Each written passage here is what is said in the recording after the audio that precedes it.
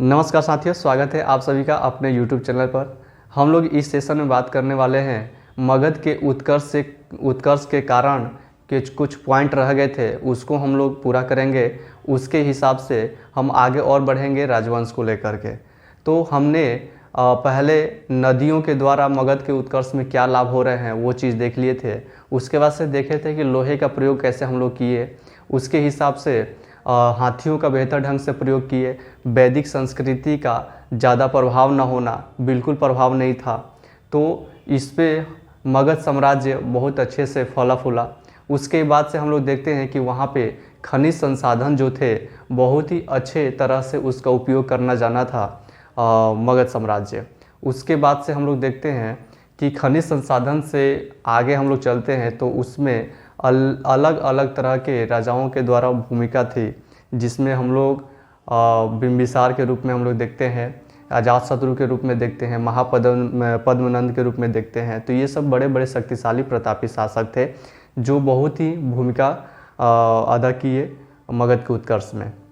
उसके बाद से हम लोग देखते हैं कि उसमें अलग अलग तरह से नए नए तकनीकों के द्वारा खेती करना, कृषि करना, जिससे उसमें फसल की उपजाऊ से लेकर के हर चीज़ उसमें उत्पादन क्षेत्र में वृद्धि हुई।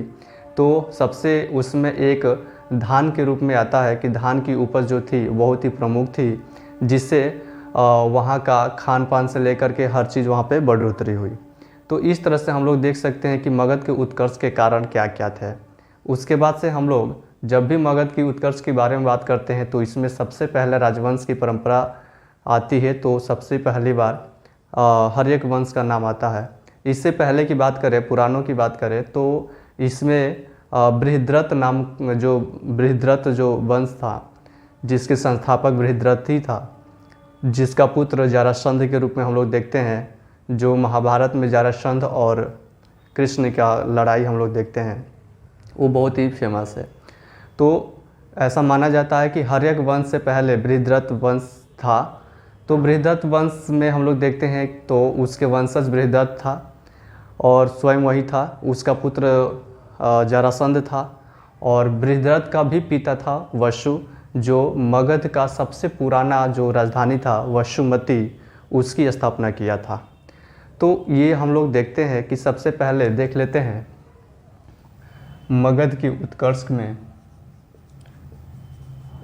मगध का उत्कर्ष में हम लोग देखते हैं तो सबसे पहले हम लोग देखते हैं बृहद्रथ वंश का। तो इसमें हम लोग देखते हैं इसके संस्थापक बृहद्रथ था स्वयं, और इसके पुत्र था जरासंध।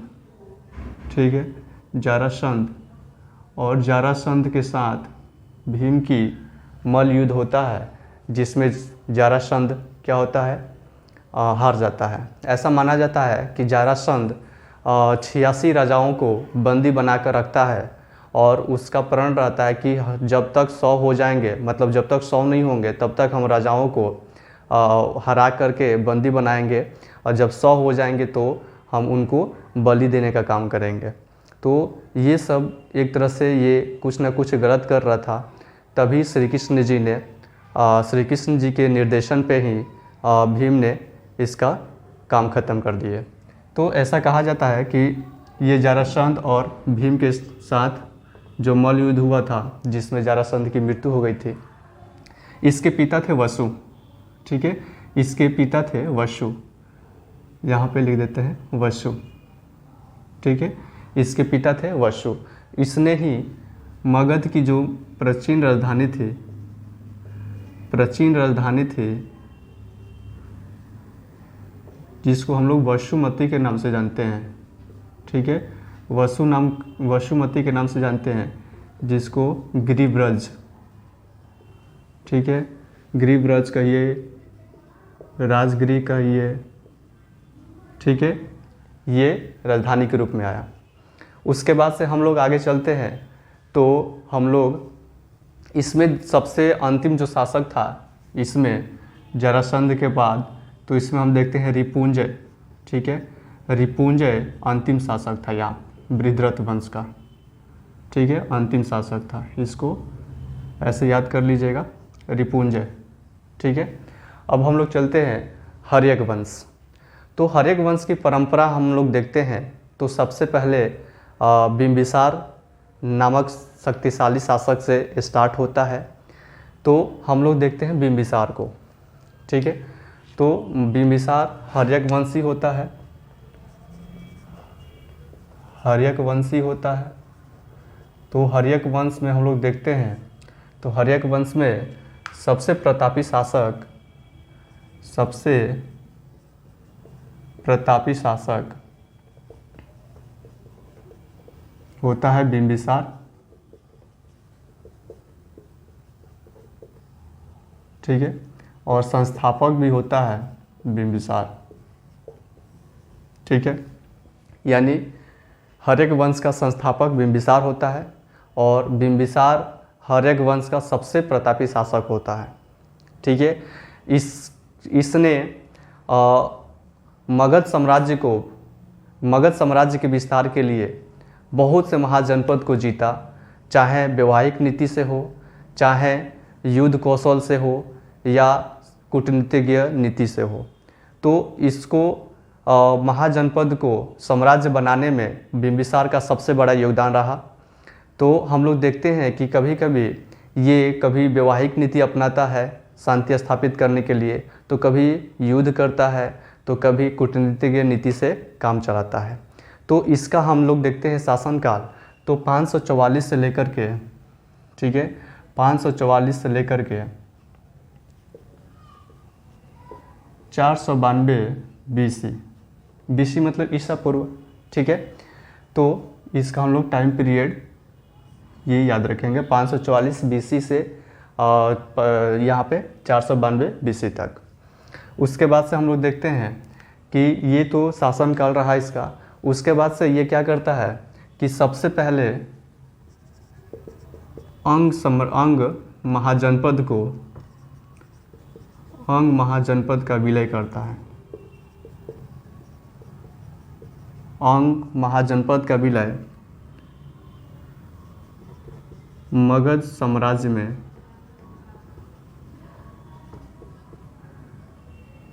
अंगराज या अंग के शासक ब्रह्मदत्त को हराकर करता है। ठीक है, यानी ब्रह्मदत्त को पराजित करके और ये अंग महाजनपद को मगध साम्राज्य में मिला लेता है। तो सबसे पहला विजय इसका यही होता है और सबसे पहला महाजनपद को अपने साम्राज्य में मिलाने का काम यदि करता है तो सबसे पहला जो महाजनपद होता है वो था अंग। ठीक है, उसके बाद से हम लोग देखते हैं अंग कहाँ था। तो अंग यहाँ पे आप लोग देख सकते हैं, जैसे मान लीजिए ये बिहार हो गया,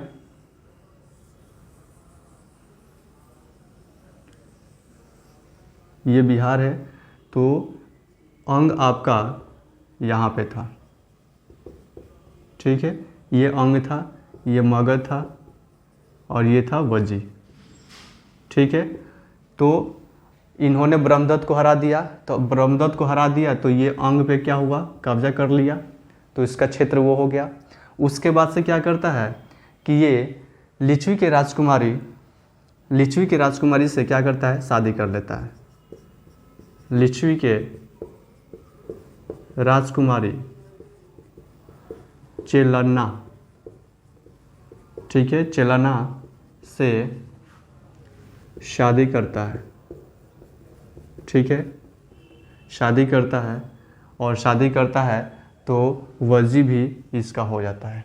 ठीक है, वज्जी में ही वैशाली आता था, वैशाली गणराज्य, और उसके हिसाब से फिर यहाँ पे वैशाली के अंतर्गत लिच्छवी आता था। तो लिच्छवी की राजकुमारी चेलन्ना से शादी करता है और वहाँ पे भी शांति स्थापित करता है, यानी अपने अंडर में ले लेता है। यानी इस तरह से इसका भी खत्म हो गया और इसका भी खत्म हो गया, यानी अंग और वज्जी का विलय मगध में हो गया। ठीक है, उसके बाद से हम लोग देखते हैं कोसल था, तो कोसल के जो शासक थे, कोसल के शासक कोसल राज की बेटी महाकोसला से शादी करता है, ठीक है। और शादी करता है तो कोसल को भी, यानी कोसल यानी अयोध्या वाले क्षेत्र को भी वो अपने में मिला लेता है। यानी एक तरह से समझिए तो उत्तर प्रदेश को भी उन्होंने क्लियर कर लिया, यानी अपने में मिला लिया। यानी कोसल जब अपने में करता है तो कोसल के साथ साथ कोसल के प्रभाव में रहता है, उसके अंदर रहता है काशी। तो कोसल के साथ साथ काशी उसको दहेज के रूप में मिल जाता है, ठीक है। तो यहाँ पे हम देख सकते हैं कि महाकोसला से शादी करता है तो इसका भाई रहता है प्रसेनजीत, ठीक है। तो प्रसेनजीत इसको दहेज के रूप में काशी को देता है। तो कोसल तो आता ही है, उसके बाद से काशी भी आ जाता है। तो हम लोग यहाँ पे देख सकते हैं और रफ फिगर में हम लोग यहाँ पे कैसे कोसल आता है और काशी। तो यहाँ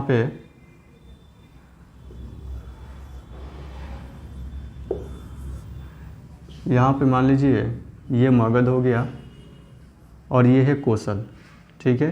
ये मल और ये कोसल हो गया और ये काशी हो गया। तो कोसल भी आ गया, काशी भी आ गया, वज्जी भी आ गया और अंग भी आ गया, ठीक है। इतना काम कर दिया ये।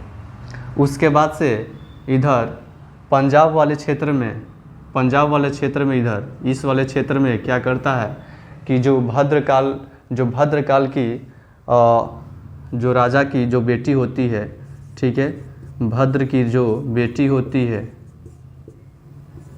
ठीक है, बेटी से भी क्या करता है, शादी रचाता है।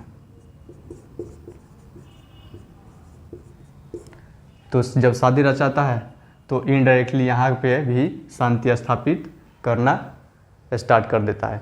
यानी एक तरह से देखा जाए तो ये पूरी तरह से या अपना साम्राज्य को विस्तार करने के लिए बहुत ही अपनी वैवाहिक नीति को अपनाता है। ज़रूरत पड़ता है तो युद्ध भी करता है, जैसे कौशल में युद्ध करता है।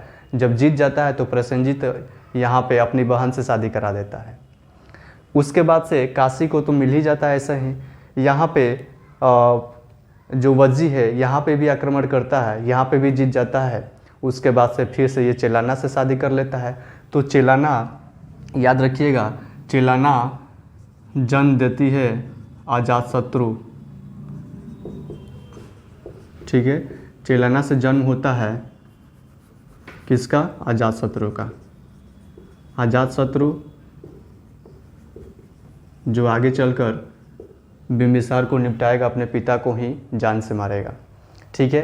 तो हम लोग देखते हैं यहाँ पे तो महाकोसला से शादी करता है, चेलाना से शादी करता है। उसके बाद से यहाँ पे भद्रकाल जो भद्र की जो बेटी होती है उससे शादी रचाता है, ठीक है। उसके बाद से सब देखा जाता है कि इसकी जो सैनिक थी बहुत ही मजबूत थी, और मजबूत होने के साथ साथ इसलिए मजबूत थी क्योंकि यहाँ इसने हाथी का भी बहुत ज़्यादा प्रयोग किया था, ठीक है। तो हम लोग देखेंगे कैसे कैसे है, इसमें हम लोग थोड़ा इसको मिटाएंगे। उसके बाद से हम इन डिटेल इसको बहुत अच्छे से देखेंगे। पहले हम लोग देखते हैं कि बिंबिसार मगध के आरंभिक हर्यक वंश का प्रथम शक्तिशाली शासक था। जैन साहित्य में इसे श्रोणिक कहा गया है। यानी जैन साहित्य में था तो ये बौद्ध धर्म का अनुयायी, लेकिन जैन साहित्य में लिखा गया है, यानी इसको श्रोणिक कहा गया है, ठीक है।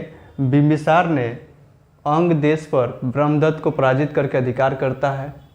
बिंबिसार ने वैवाहिक संबंधों से अपनी स्थिति को मजबूत किया। उसने 3 विवाह किए, जैसा कि पहले बताए।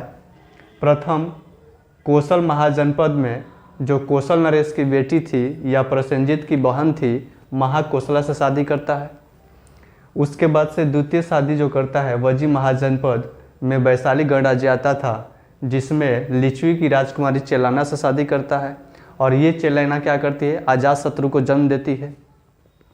उसके बाद से तृतीय देखते हैं तो तृतीय जो शादी करता है मद्रकुल पंजाब की प्रधान की बेटी क्षेमा से शादी करता है। तो यानी ये वाला क्षेत्र भी शांति व्यवस्था कर लेता है बहुत बढ़िया से। विभिन्न राजकुलों से वैवाहिक संबंधों के कारण बिंबिसार को अत्यधिक राजनीतिक प्रतिष्ठा मिली। उसके बाद से हम लोग देखते हैं कि बिंबिसार ने अपने दरबारी चिकित्सक जीवक को अवंती के शासक चंद्रप्रद्युत को जलोदर रोग यानी पीलिया रोग के उपचार के लिए अपने दरबारी चिकित्सक जीवक को भेजा था। ठीक है, और ऐसा माना जाता है कि इसके बाद से इन लोगों की जो अवंती के शासक चंद्रप्रद्युत और बिंबिसार की जो शत्रुता थी, इसके बाद से मित्रता में बदल जाती है। उसके बाद से मगध का जो वास्तुकार था उसको महागोविंद उसका नाम था, और बिंबिसार ने राजगृह का जो नगर का जो नींव रखा था वो एक शहर के रूप में रखा था। ठीक है, यानी वो बहुत अच्छा से उसको डेवलप किया था।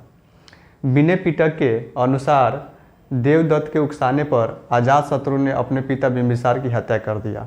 यानी विनय पिटक के अनुसार ऐसा माना जाता है कि जो महात्मा बुद्ध के चाचा का जो लड़का रहता है देवदत्त, वो थोड़ा निरंकुश टाइप का रहता है, तो वो क्या करता है, अजातशत्रु को उकसाता है।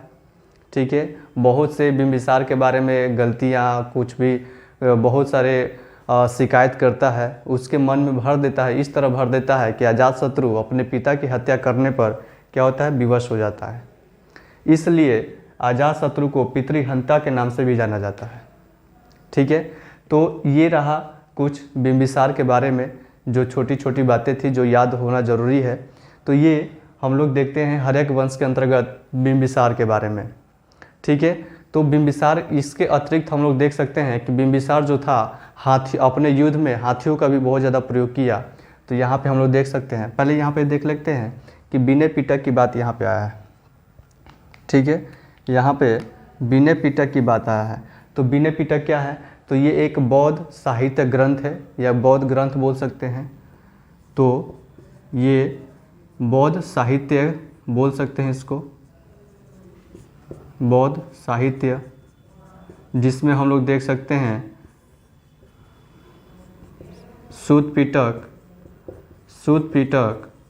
विनय पिटक और अभिधम पिटक।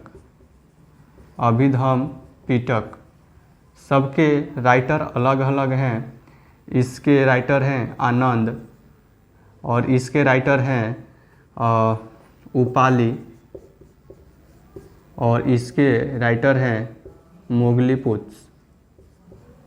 मोगलीपुतिस। ठीक है, ऐसा ही कुछ नाम है, मोगलीपुतिस। ठीक है, तो यहाँ पे आनंद, यहाँ पे देख सकते हैं ये महात्मा बुद्ध के कज़न थे, यानी चचेरे भाई थे। उपाली ये जात से क्या था, नाई था। ठीक है, क्वेश्चन कभी कभी कर देता है कि विनय पिटक के जो रचनाकार थे उपाली, वो कौन से जाति से आते थे। उसके बाद से ये मोगलीपुतिस। याद रखिएगा, सूत पिटक को, विनय पिटक को ये अजातशत्रु के शासनकाल में जो प्रथम बौद्ध संगीति होता है वो वहाँ पे इस सब की रचना हुई, सूत पिटक और विनय पिटक की। तो ये थोड़ा छोटी छोटी बातें हैं, फैक्चुअल बातें हैं, इसको याद रखना बहुत ही ज़रूरी है। तो लंबा वीडियो हो जाएगा, इसलिए मिलते हैं नेक्स्ट वीडियो में। तब तक के लिए नमस्कार, जय हिंद।